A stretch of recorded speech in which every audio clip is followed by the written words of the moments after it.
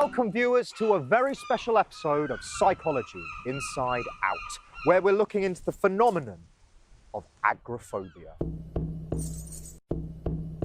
How does it feel standing there unable to step outside? Lonely. Hello, I'm Sophia Jessica and welcome to the Fan Carpet. All right, so it's wonderful to have you all here. How have you been? Yeah, fine. Lockdown. It's been weird, right? How's it been for you, Emily? Has it been weird? Yeah, it's been every feeling from feeling like I'm living in a dystopian sci-fi film to loving it and suddenly becoming a school teacher. So I kind of enjoyed half of it, I'd say. Yeah. We've just been editing. I mean, it's been all right because when you do screenwriting and editing, you kind of have lockdown most of the year. No, it's just the same, but with masks. So I'll just, when we're out of it, if I want to get that retro feeling, I'll just screenwrite wearing a mask, and then it'll feel like so much fun. Yeah. It's a bit like being in prison, isn't it, really? It's kind of like you've got nowhere to go, everything's shut. I think things are starting to open again, but for most part, it's been like being sort of isolation for a while. Yeah, absolutely. So if we go back to the beginning, was there a defining moment for you guys to get into the film industry? Yeah, I mean, it's weird because we're slightly different ages and we were inspired by different films, but Sam and I made a rain dance directing course in London. Knew we loved horror. I found out a lot later that Emily was from Hastings, where I'm from, so there's some great tie-ins with that kind of history of being horror people in Hastings, I guess, where they got the smugglers' caves, and it's, kind of got a pagan celebration on May Day, which has inspired a lot of the film. But the feeling of horror films began with a film called Ghostwatch for me in 1992. It scared the crap out of me. Faux documentary, and part of They're Outside really is kind of paying homage to Pipes, the terrifying supernatural entity in that film. So, yeah. Well, there's never really a moment where you could say that you're in the film industry. I've always been making loads of short horror films since I was a teenager. And then I kind of worked small parts on other slightly bigger productions, horror productions. And you just kind of slowly bleed into it more and more. You never really have the moment where you can say you're in the industry. You kind of just blurs between your hobby and getting paid to do it. Shall I answer this? Yeah, go for it, Emily. I started out as a genuine horror fan, age 11, watching things with my older brother. So I started out very much as a fan. And then as I got older, I just wanted to be a TV presenter, but had no idea how to do it. I studied film at Goldsmiths, so I knew I kind of wanted to be in the industry somehow. And then I ended up presenting for years. And then I did Pavarella. Sorry, yeah, I did Pavarella whilst I was still at uni. I was only about 19 or 20. So that accidentally got me into acting, even though I'd never done drama or training or anything. So I just sort of weirdly got into the acting scene in a weird way. And then I somehow straddled acting and presenting. So I'm in the industry from that perspective. Cool. Yeah, because we know you from the Horror Channel and acting that for years. Yeah. So how has that been for you to going from an actual script rather than being like ad hoc and just doing what's in the moment?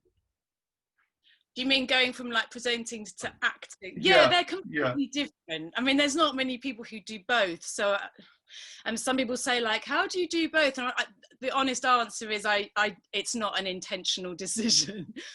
I just get lucky when every now and then a director wants to work with me as an actress, but I'm not a trained actress. I do everything instinctively, I suppose. Don't know, Anthony, you can tell you more about that. Yeah, I think Emily's really natural in there. Yeah, but maybe presenting helps with being natural, because presenting, you have to be yourself. It's all about your own personality.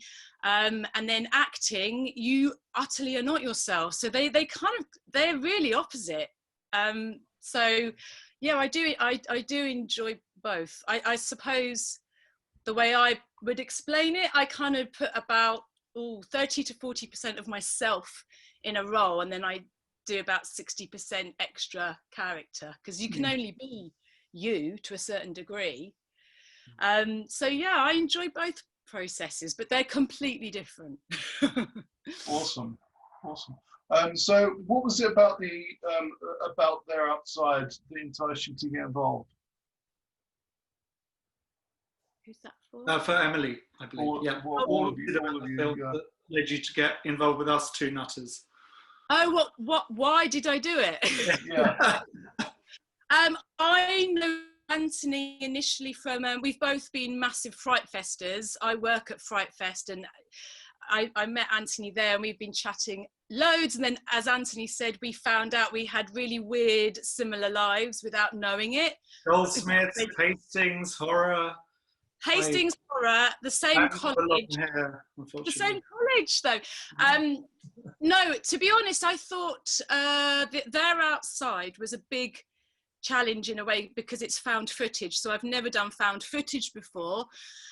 So that was a new challenge, because it has to be uber naturalistic in your style. And Anthony was quite strong on the characterization of it all, which was a new experience. So it was a good challenge. Like theatre, isn't it? A bit like theatre, because there's not coverage so much. You kind of run it. And Emily did some very long scenes without any breaks. And we were just saying, keep it amazing. And she did, right to the end of the scene. But that's really hard. Probably. A lot of the time the camera is in the fixed locations. They're doing a piece to camera for the documentary. And obviously, like, that camera is the audience, and it's like being on the stage where you're directing all of your performance towards one direction. Some ups to it and some downs, but found footage can be a lot of fun as well. Yeah. Awesome.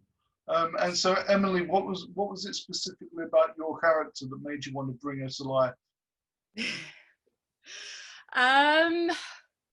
Well, I just thought it was, I mean, in a way, I don't know if Anthony had me in mind for Penny, but her backstory, and I don't know how much of the film you've seen, but her backstory is quite similar to my life, which was really fun. So Penny's backstory is that she kind of got lucky in the 90s. She was a bit of a wild child, bit of a caner, did a bit of random TV presenting in the 90s. So I'm quite similar to Penny. I loved bringing Penny to life, because I could, again, be a bit like myself, but a bit more exaggerated. Yeah, it was good fun. Awesome. For all of you, do you have any memories from filming that will stick with you for the rest of your career? I guess I'll begin with I'm sure Sam and I agree that when we were filming on Green Man Day, the Jack in the Green festival that Emily and I have been to throughout our whole lives, a real event in Hastings, it's drumming and Morris dancing, a lot of Morris dancing, and quite difficult to film at. So Sam and I were really, it's like a kind of coordinated army mission patrol day of being at various events in the middle of crowds, and it was really great to capture that on film, because I don't think that event has ever been captured on film, and it's just the best of these kind of events. It's just amazing. So so on Green Man Day, they bring a giant tree, or guy dressed as a giant tree, from the bottom of the hill, and they walk him through the village up to the top of the hill, and they rip all his leaves off to represent the release of the summer. Yeah. But we had loads of scenes to film in Hastings that day, so we had to capture different points of the tree being brought up the hill at different points of the day. Had to run ahead, get the right vantage points, and then also cut off and go to other locations, the Great Ghost Train, to one of the cafes, to film other scenes in the beach and the cable car, just to get everything in on the day. And as the procession was going up the hill, we were darting back and forwards between each moment and filming extra scenes. So like Challenge Annika or something. Sorry? Like Challenge Annika or something. It was like that.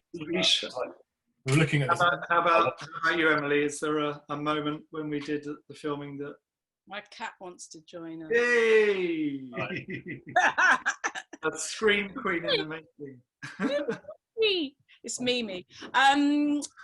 Is this a memorable moment? Yeah. Oh, well, I mean, bear in mind, I mean, I didn't do like every day, like the main cast. So obviously I think it was a moment though, Emily, if I can say that there was the scene that you did with Tom that was quite emotionally charged. And when you went outside, we don't want to give too much away. It felt like you really clicked into working with Tom, and it was a very natural scene, that longer take outside and it felt like there was a real kind of naturalistic acting breakthrough in that moment, because I've seen Emily do a lot of crazy stuff, and I just wanted to see Mike Lee version of Emily Booth. Not that we're comparing ourselves to Mike Lee, genius that he is, but we wanted to see that naturalism, and it felt to me like that one scene particularly, you kind of tuned into Tom's performance quite a lot, and you both held each other quite high. Yeah, I mean, as I said, I've not trained, and so it was a real learning curve for me. So obviously with my other films, if you know them, the Pervarellas and the Cradle of Fears and the Evil Aliens and the Dog Houses and all, it's all, a lot of it is just gore, splat stick, comedy horror, which is probably coming up soon, but anyway, more on that later. And this was completely different. This isn't, I mean, I don't want to give away any spoilers either, but this isn't like a gore blood film at all. It's more of a haunting and a supernatural film, which I've never done. So in terms of my strongest memory, I can't do a spoiler, but it was the hardest scene I've ever done because it was so emotionally raw. I think it's how the film opens. Oh, yes. I could be wrong because I've not seen the film. That's in the trailer. I think you're okay. Yeah. Yeah, I won't say what I do, but it was the hardest thing I've had to do. It was, I mean, it was genuine torment, tears. I had to be depressed for about 2 days before I did the scene. I had to do a lot of grim research. So the beginning of the film is the scene that I found the hardest. Yeah. And even though, I mean, Emily's going to tell us off because that scene's cut down a little bit because it has to. I know. But the thing about that scene is it's real when it's on, in my opinion. That's a great thing. And it was weird for Sam and I. We were there, and you were going through some stuff. You were going into private rooms and coming back, and that was a strange but very productive place. Thank you for going to that dark place for the FrightFesters. For the 1 second. Because she's so happy. Yeah. Wonderful. All right. So, what are your preferred genres, and do you have any favourite films? Emily, do you want to begin on that? Oh God, preferred genres? Do you mean within? Do you mean subgenres in horror? Or yeah, I mean, yeah. Yeah, if that's like your main, if horror is your main. Is horror. Yeah. Definitely. I think once you watch horror as a child, it's just your cherry gets popped, and you'll be a horror fan for life. So within horror, I guess, I like the creature stuff. Creatures, transformations, werewolves. I love mythological things. So yeah, it would be horror and fantasy, sci-fi. I agree. I like supernatural fairy tale stuff. So Emily's, one of her favourite films that she mentioned recently is The Company of Wolves, which is amazing. Yeah. And I think that horror films, Eli Roth said this, not me, are like fairy stories in that they literally are as dark as old versions of Hansel and Gretel. So in this film, I really like the supernatural films. I like things like Whistle and I'll Come to You and the old BBC ghost stories. And then the creature stuff as well. I kind of agree with that because we're doing one of those next. Yeah. I mean, I saw the kind of big horror films when I was a kid on TV. Probably when I was way too young, but 8, 9, 10 years old. I'd seen like The Exorcist, Texas Chainsaw Massacre. I'd seen Shining, Poltergeist. So I kind of seen all the kind of the scariest films you could possibly see. And I kind of kind of sought out stuff that was a bit more extreme, or maybe kind of a bit more. They could have pushed Passion Night, right? You love you and the real hardcore stuff. It's great. So yeah, films like Age of the Killer, Audition, or the kind of films that made me want to make horror films. Really, great films. Kind of really strong, kind of Japanese J horror. They go to dark themes. And I think when I was kind of sort of in my early 20s, late teens, that was kind of the area that I was really interested in, that maybe want to make short horror films. Led you to become a serial killer today. And yeah, I've got 20 bodies in my attic at the moment. I'm trying to clean that up. But then I kind of then lightened a bit over as I got a bit older. I like a lot of horror comedy, like Shaun the Dead. And I mean, all the great stuff like Midsummer, Hereditary, are great, kind of the big horror films. Love folk horror, obviously. Folk horror's Midsummer. It's coming back, and there's. I love Picnic at Hanging Rock. Things that have got that folk horror feeling. It's all atmosphere. I think I think we can avoid in terms of sorry, Sam. I think I've noticed, this is a completely different area, but in terms of like the way horror's going, I wouldn't say this was across the board, but I've seen. I quite like it. You mentioned J horror, Sam. I love J horror, absolutely. And I think one of the reasons it works really well is that they always have a really, really emotional angle. And American movies are starting to do that now, like with Hereditary or something like The Others or The Orphanage. They're my other favourite films. And the reason they're so powerful is because it isn't just... there is a very, very, very sort of almost tragic emotional undercurrent. And so I think horror and drama are starting to merge a little bit. They're the best ones, aren't they? Like The Sixth Sense, the scene in the car with the mum when and the grandma, that's like, wow. Yeah. I mean, that's when horror becomes... I hate this fucking term, elevated horror, because it's arrogant. It's like above all other horror, but it's just a subsection of horror. And the emotional ghost story stuff, The Ring, it's all about the tragedy of the girl. It's always about this subtext that some movies like Bad Taste are great, but they don't have that same level of subtext. Brain Dead, fun though. Frostbite, which we talked about. I mean, there's a horror for every mood. You don't have to just like one type. That's why FrightFest is good. They do lots of kind of different moods, don't they? It's good. Yeah, FrightFest is great. I'm missing it this year. Well, yeah, we want to be in Phoenix. So this pint with you right now, talking. Yeah. With Paul McAvoy in the background. The party. Are there any other aspects of the film industry that you'd like to pursue? Emily, again, do you want to begin with that? Me? Oh. I did try producing. I produced a short film called Selkie, but it was only like a 12-minute film. And that was a very massive Hastings folky. That area is so great where you film that private bit of beach. Yeah, Hastings is, as you know, Anthony, it's an amazing, rare, stunning locations. And again, that was creatures and transformations and myth.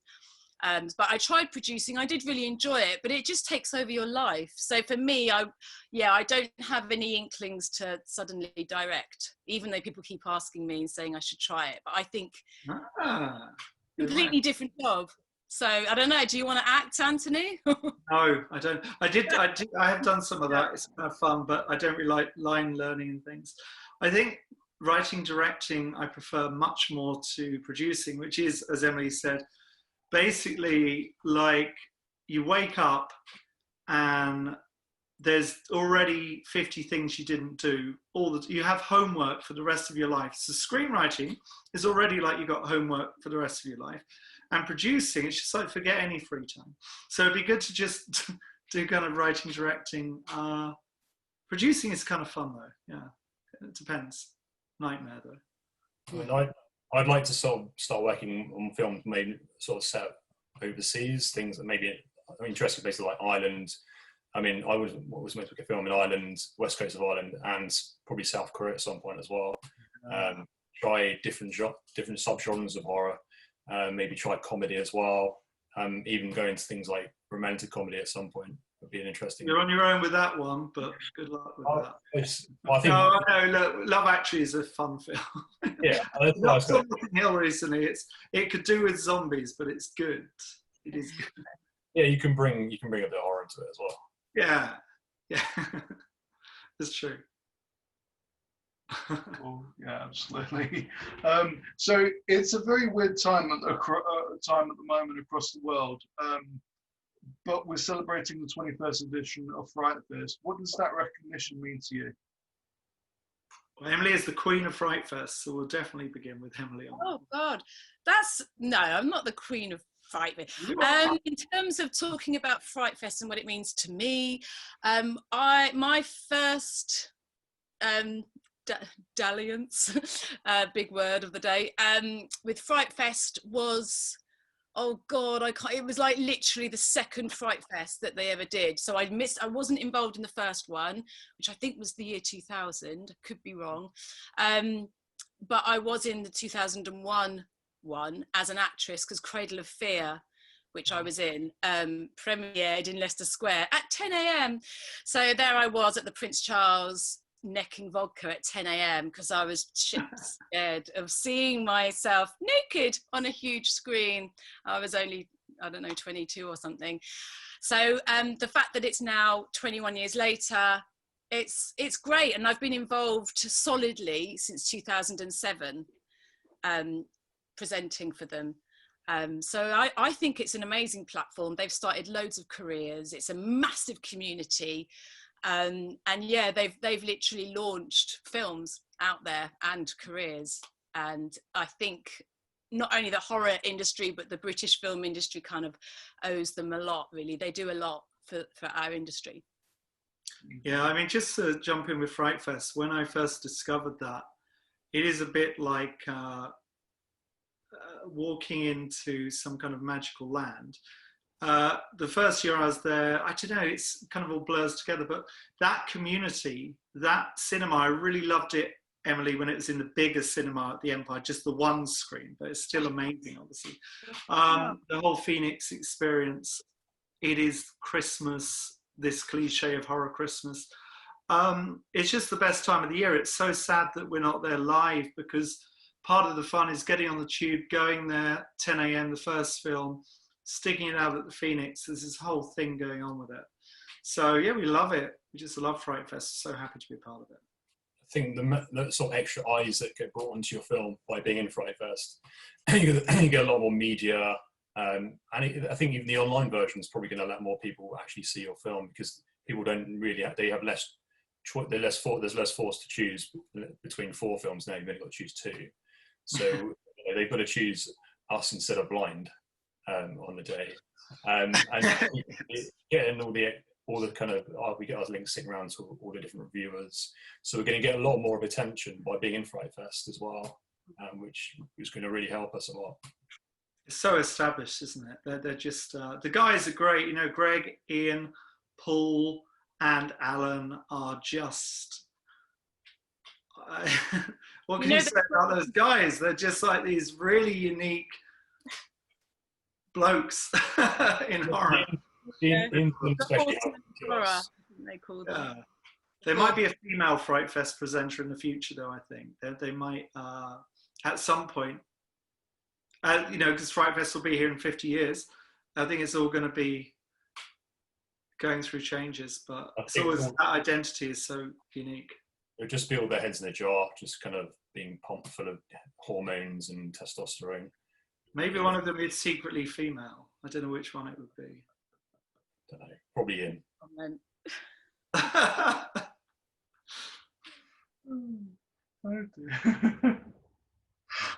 Are there any other? I know you mentioned a few things like with the rom-coms, etc.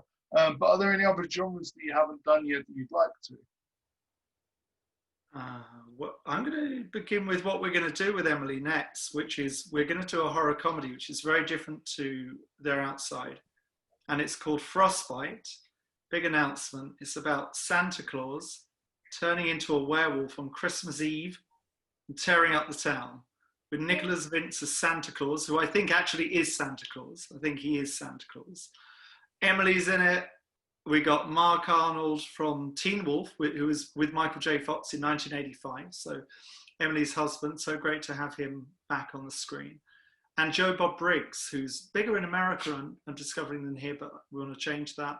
Who's doing some voice work. We love his Last Drive-In show. So that's really exciting. So we're experimenting with horror comedy next with this team, but I'm sure that there's other genres that the team love and want to talk about.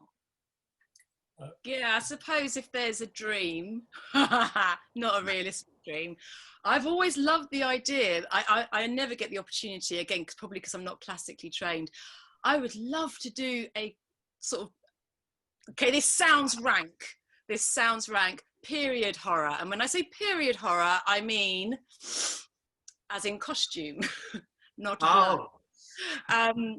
Yeah, I don't know what you would call it, but I would love to do some sort of horror, but that was all in sort of set in a different era.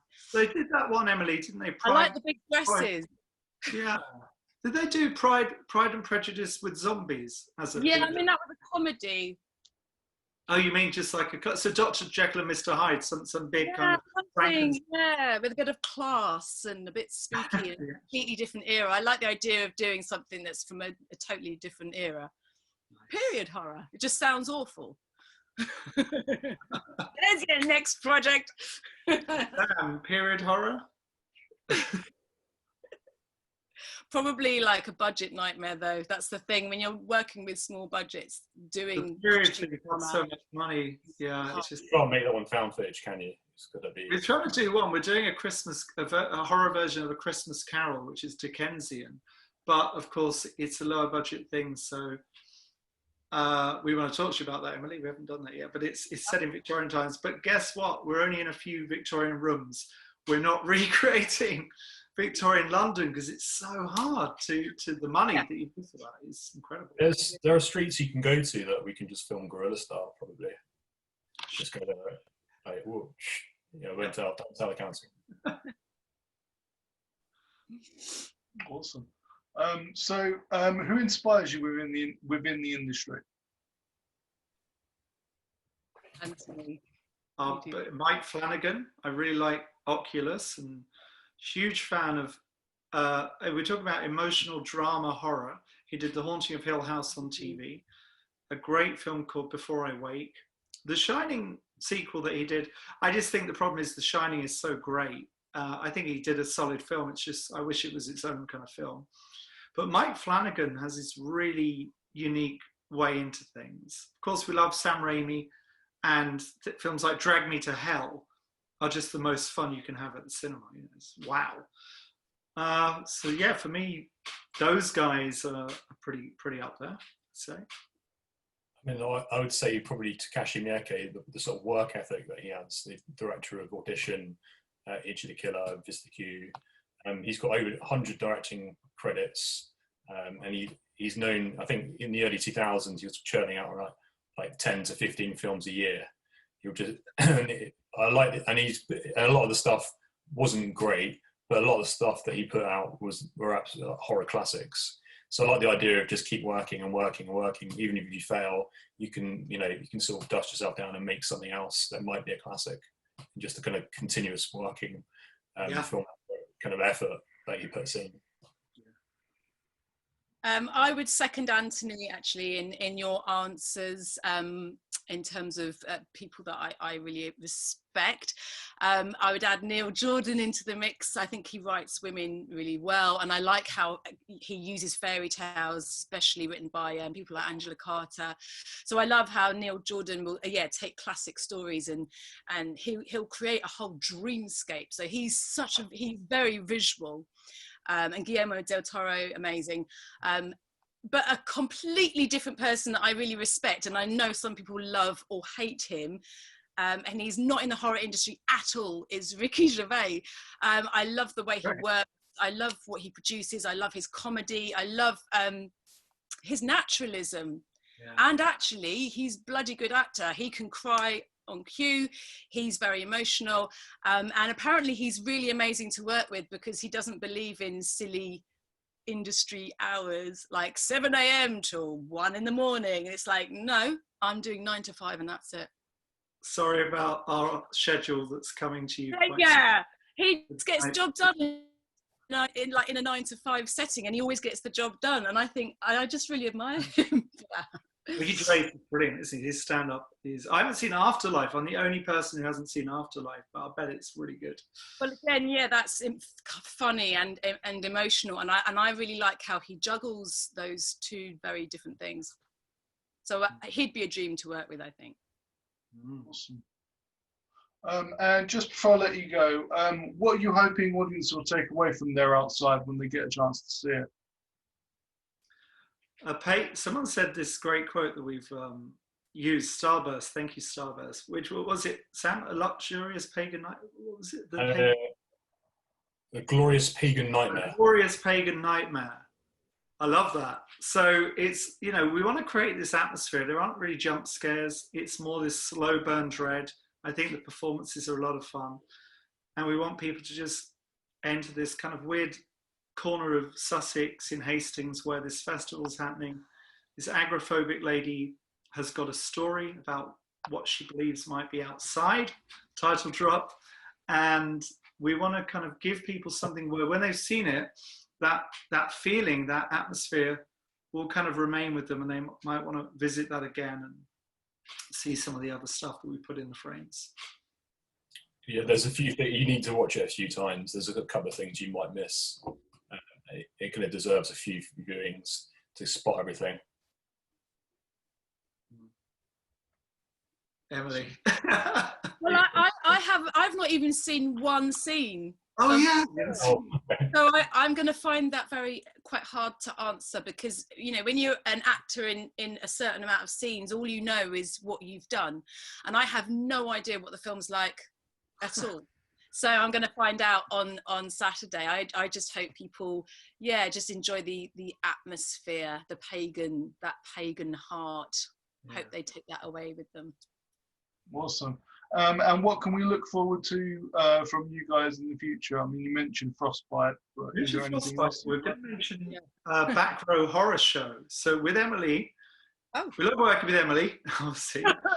With Back Row Horror Show, it's a kind of an Elvira of the dark, Mistress of Dark kind of thing, but in the UK, in a cinema, an abandoned haunted cinema, with Emily presenting possibly some trauma content and some other films and narrating it. Again, a bit like Joe Bob Briggs. So Back Row Horror Show is something that we're getting the pilot done for.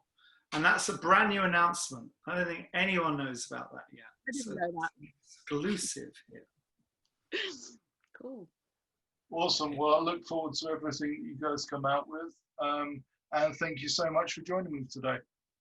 cool. Thank you. Thanks very much. Take care, guys. Much. Right. Bye. Bye. Thank you for watching The Fan Carpet.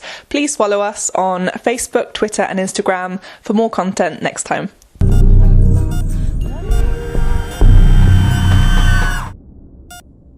We couldn't go into that room after that. We just couldn't.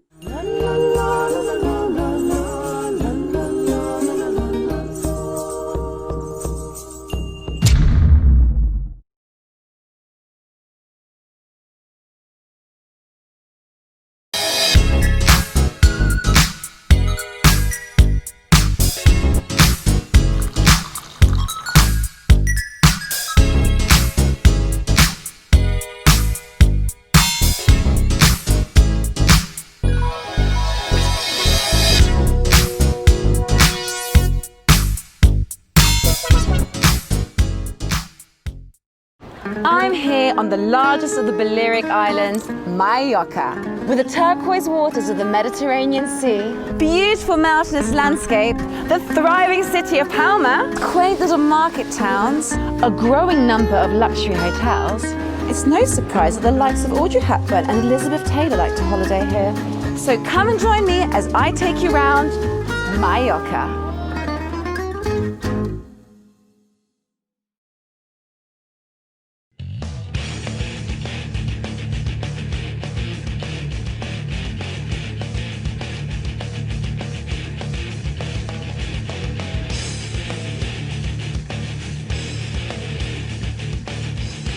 thank you for watching The Fan Carpet. If you like this video, be sure to click that thumbs up button at the bottom of your screen. And also be sure to subscribe to the Fan Carpet YouTube channels. They're absolutely free and so much fun too. Be sure to check out the official website, thefancarpet.com. Also, you can follow us on Facebook, Twitter, and Instagram to stay up to date with reviews, competitions, the latest news, and so much more.